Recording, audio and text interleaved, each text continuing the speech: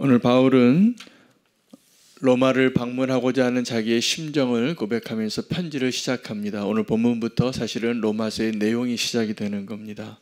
그 내용은 내가 로마로 향하고자 하는 그 기도가 있었고 그 갈망이 있었고 그러나 막힌 가운데 있었기 때문에 더 간절히 너희를 보고 싶다라는 심정을 고백합니다. 오늘 이 본문 가운데 우리가 바울의 두 가지 마음을 좀 붙잡고 우리에게도 그 마음 달라고 기도하는 이 아침이 됐으면 좋겠습니다. 첫 번째, 바울의 마음은 빚진 자의 심정입니다.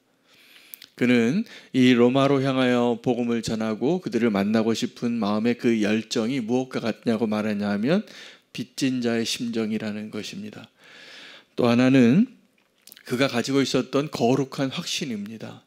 그가 이렇게 고백합니다. 내가 이 복음을 부끄러워하지 아니하노니 라고 고백하면서 믿음으로 믿음에 이르게 되고 오직 의인은 믿음으로 말미암아 살리라. 그들이 믿음의 사람들인 것을 알고 있었지만 바울은 그들에게 더 그 믿음을 견고하게 하여서 자기가 해야 할 일을 해야겠기 때문에 그 뜨거운 갈망으로 이 마음을 전하고 있는 것입니다. 여러분에게 편지를 받으면 그 사람의 마음이 느껴지지 않습니까? 연애 편지를 그렇게 쓸 때 그 편지에 아무리 미사오구를 많이 쓰고 또 자기의 어떤 표현을 많이 해도 그 마음이 전달되지 않으면 헛된 편지입니다. 그래서 우리가 어떤 편지를 받을 때는 그 쓴 사람의 마음을 좀 헤아리면서 그 편지를 받을 필요가 있습니다. 오늘 이 편지는 로마를 향한 그 바울의 마음이 담겨져 있습니다. 두 가지 마음을 가지고 오늘 이 편지를 우리가 받기를 원합니다. 우리나라 말에 그 은혜에 대하여 이런 말이 있습니다. 배은망덕하다. 은혜를 받았는데 그 은혜처럼 잊어버리기 쉬운 게 또 없습니다. 은혜를 받았는데 우리는 은혜를 너무 빨리 잊어버립니다. 그래서 이렇게 받은 은혜를 기억하고 또 은혜를 갚는 것, 이것이 어쩌면 우리에게 놀라운 축복이 될 것입니다. 오늘 바울은 이 로마에 있는 성도들에게 자기의 마음을 표현하는데 저는 이 표현이 너무나 묵상해 보면 볼수록 이것이 은혜를 상징하는 표현이구나 라는 생각을 하게 됩니다. 자기는 유대인이나 헬라인이나 지혜로운 자나 어리석은 자에게 다 빚진 자의 심정이라는 것입니다. 그런데 이것이 보통 표현이 아닙니다. 여러분, 우리가 어떤 사람에게 뭔가를 좀 호의를 베풀고 아니면 사랑을 베풀고 뭐 물건을 잠깐 빌려줄 때 약속을 하지요. 이거 언제까지 꼭 갚으라고. 근데 그 사람이 잘 갚을 것 같지 않으니까 그 약속을 하는 거거든요. 잊어버리니까. 늘 이렇게 빌려준 사람은 그 날짜를 잘 기억하는데 이게 빌려간 사람은 잘 기억을 못합니다. 그리고 바쁘고 우선순위가 아주 간절하게 빌려달라고 할 때는 그렇게 간구하고 사정을 하지만 이제 그 문제가 해결돼서 내 수중에 들어오면 이 갚는 날을 잘 기억하지 못합니다. 그래서 그런 것 때문에 인간관계에 어려움을 겪을 때도 많이 있습니다. 근데 이 바울은 정말 은혜를 경험한 사람인 것 같아요. 정말 은혜를 경험하게 되면 의무로 내가 어떠한 받은 은혜를 되돌려줘야겠다는 그 의무감보다 더 강력한 열정이 생깁니다. 저도 그 마음을 정말 소망합니다. 우리 교회 모든 성도님들이 그 은혜를 경험했으면 좋겠어요. 그 은혜가 빚진 자의 심정이 되는 은혜입니다. 우리는 어떤 하나님 은혜를 받고 그것을 갚아야 되겠다. 그러한 마음으로 하나님을 사랑하고 그렇게 사람들에게 도리를 대하며 아주 좋은 사람으로 살 때가 많습니다. 그거 잘 지키면 훌륭한 사람입니다. 이것을 갚아야지 하고 그것을 갚는 거. 근데 그때 그 갚는 마음은 무거운 마음입니다. 여러분, 빚지고 살면 어떻게 됩니까? 그 빚이 늘 마음의 짐입니다. 이게 갚아야 될 게 뭔가가 있다고 하면 우리가 자유롭지 않은 거거든요. 그래서 그 이스라엘 가운데 하나님께서 주신 경제적인 원칙 중에 하나는 너희 형제들 가운데 고리대금하지 말라. 그가 어려울 때 돈을 빌려갔는데 그 빌려간 것을 갚지 못하면 결국은 반드시 종이 되는 거예요. 속박되어지게 되고. 그래서 하나님은 그 이스라엘 백성이 그렇게 종이 되는 것을 원치 않으셨기 때문에 요구하신 것이 희년입니다. 안식년이고 자유케 하라는 것이죠. 모든 것을 너희가 소유할 수 없고 빌려 쓰는 거다. 그리고 반드시 되돌려줘서 그 원래 하나님이 약속하신 그 기업을 잘 보존하게 하라. 그 가운데 그들이 경제 활동을 하는 겁니다. 그 60년의 기간 안에, 임대 기간 안에 땅도 빌려주고 거래도 하고 집도 사고 팔고 이러는 거예요. 그러나 원래 주인에게 반드시 돌아갑니다. 우리도 그러한 마음으로 살아야 합니다. 저는 이 바울이 이 로마 교회를 향한 그 심정 가운데 그 소식을 듣고 자기가 무언가를 해야 한다라고 거룩한 부담을 가졌다는 것이 은혜의 사람이라는 증거를 갖게 됩니다. 이 바울이 이 소식을 들었습니다. 로마 교회에 아주 훌륭한 믿음의 사람들이 있다라는 소식을. 당시에 이 로마서가 기록되어질 당시에 로마의 행정 시스템이 어떤 정도였냐 하면 지금 20세기를 살고 있는 저와 여러분이 사는 요즘 쿠팡 정도는 아니지만 우편 체계에 해당하는 그런 행정 시스템을 가지고 있었습니다. 그것을 로마 팍스나라 그래요. 이 로마가 이 제국을 통치하려고 길을 엄청나게 잘 닦았고 그리고 이 서신을 주고받는 그러한 시스템을 가동하는데 탁월한 시스템을 가지고 있었습니다. 이건 역사적으로 증명된 겁니다. 그래서 어떤 편지를 쓰면 거의 일주일 안에 가는 거예요, 다. 그 2000년 전에. 대단하죠. 그래서 바울은 그때 당시에도 이 복음을 전하기 위해서 이 서신서를 쓴 겁니다. 이게 문학 종류가 많은데 이걸 책으로 남길 수도 있었지만 바울은 이 복음을 전하는 그 도구로 서신서를 쓴 거예요.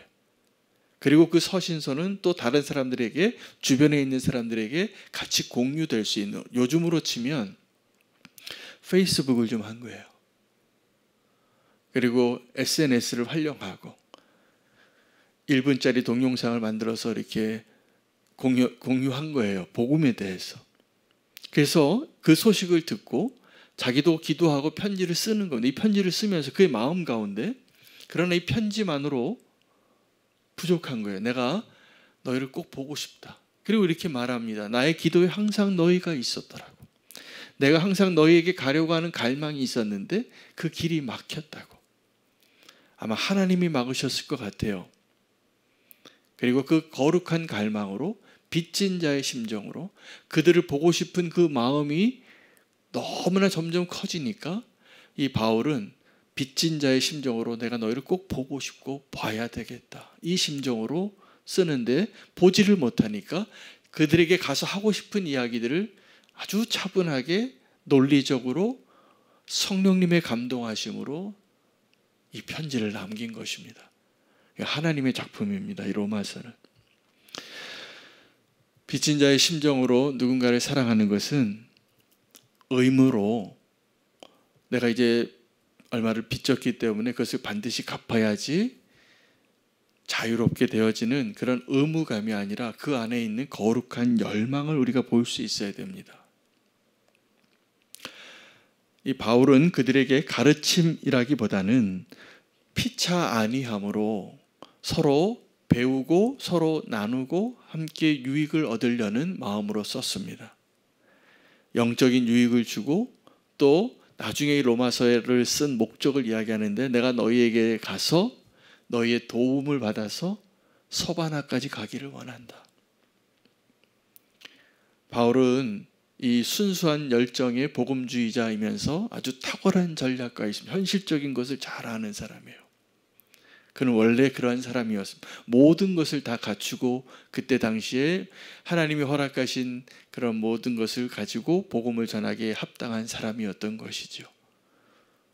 두 번째 그의 마음에 있었던 우리가 배워야 할 것은 복음에 대한 확신입니다.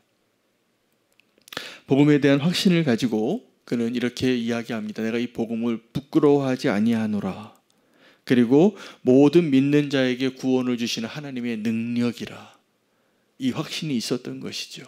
그리고 이 복음에는 하나님의 의가 나타나서, 이 로마서 1장 17절이 로마서 전체의 가장 중요한 영적인 핵심 메시지입니다. 이 복음에는 하나님의 의가 나타나서 믿음으로 믿음에 이르게 하나니 의인은 반드시 믿음으로 살리라. 너희가 믿음으로 이 복음의 핵심을 누리게 하기 위하여 그가 이 요약을, 그래서 로마서 이 16장 17장은 로마서를 요약한 내용이에요. 이게 복음의 핵심입니다. 복음에는 하나님의 의가 나타나서 믿음으로 믿음에 이르게 하나니 모든 의인은 반드시 믿음으로 살게 되리라. 이 그가 확신했던 그 복음의 확신은 16절에 모든 믿는 자에게 구원을 주시는 하나님의 능력이 있다라는 거예요. 어디에요? 이 복음에. 이 복음이 무엇이라고요? 예수 그리스도의 삶과 예수 그리스도가 죽음에서 부활하신, 살아나신 그 사실에 대한 내용이죠. 오늘 바울은 이 은혜에 대한 마음, 빚진 자의 심정으로 그들에게 나아가고자 했고, 이 복음에 대한 확고한 확신으로 그들에게 나아가고 싶어 했습니다. 여러분, 우리는 그 빚진 자의 심정으로, 이 확신으로 오늘 살아야겠다고 결심하는 하루가 되시기를 축복합니다. 여러분, 하나님이 우리에게 많은 은혜를 주시면 우리는 어떤 마음을 갖게 되냐, 오늘 이 바울과 같은 마음을 갖게 되어야 정상입니다. 받은 은혜를 모든 사람에게 나눠주는 거예요. 가만히 있을 수가 없습니다. 우리가 정말 하나님의 은혜로 구원을 받은 자가 됐다면, 그 은혜로 구원받은 자가 됐다면 하나님은 우리 안에서 역동하게 되어서 빚진 자와 같은 심정으로 내가 받은 은혜를 누군가에게 전해 주어야 합니다. 여러분, 은혜를 받으면 우리는 반드시 되갚아야 되는 겁니다. 그것이 보은이에요. 마땅한 도리예요. 근데 하나님의 은혜는, 하나님께 받은 은혜를 하나님 늘 이렇게 이야기하세요. 윤호야, 내가 너에게 지금 이 은혜를 베푸는데 이 은혜를 나에게 주지 말고 내 주변에 있는 어려운 이웃에게 좀 나눠주라. 이게 하나님의 방식인 것입니다. 이게 바울이 지금 그 얘기하는 겁니다. 내가 받은 은혜가 너무나 큰데 빚진 자의 심정으로 유대인이나 헬라인이나 지혜로운 자나 어리석은 자에게 반드시 이것을 전하고 싶다고. 이게 정말 은혜 받은 사람의 특징이에요. 정말 은혜를 경험한 사람, 그리고 그 사람이 은혜를 받아서 은혜의 사람이 되어진 증거입니다. 여러분, 우리가 은혜는 받았는데 은혜의 사람이 되지 못하는 것이 불행한 겁니다. 우리가 은혜를 받았다면 은혜의 사람이 되어서 오늘 바울의 이 두 가지 마음, 빚진 자의 심정, 복음에 대한 확고한 신념, 오늘 이것이 우리의 마음 안에 다시 한번 확인되어지는 소중한 하루가 되시기를 축복합니다. 은혜를 받았으니 이제 우리가 해야 할 일은 은혜의 사람이 되는 것입니다. 오늘 이 말씀 붙잡고 기도하고 함께 기도할 제목들 가지고